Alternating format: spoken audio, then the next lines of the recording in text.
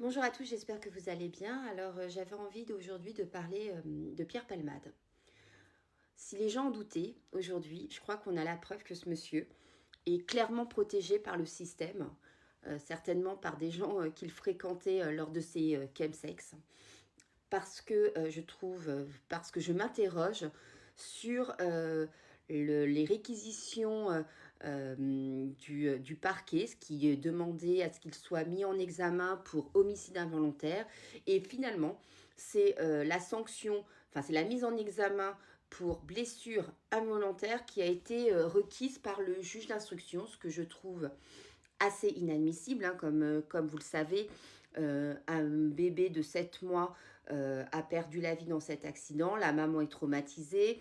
Le papa qui était le beau-frère de la femme enceinte, ne pourra plus jamais retravailler. Il a subi sept interventions qui l'ont complètement détruit. Et puis je ne parle même pas de son fils, complètement traumatisé, qui ne pouvait plus manger, qui avait la mâchoire complètement cassée. Et là où je m'interroge au-delà de la mise en examen pour blessure involontaire, mesure que je trouve totalement aberrante, hein, c'est cette capacité qu'ont les juges d'instruction à faire traîner l'histoire. J'ai regardé un petit peu différents faits divers où des hommes avaient blessé, mortellement ou pas, des gens pendant un accident de voiture parce qu'ils étaient sous l'emprise de l'alcool, du cannabis.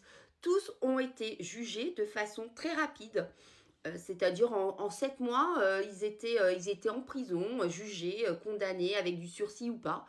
Et Monsieur Palmade est toujours à Bordeaux, en train de vivre tranquillement sa petite vie.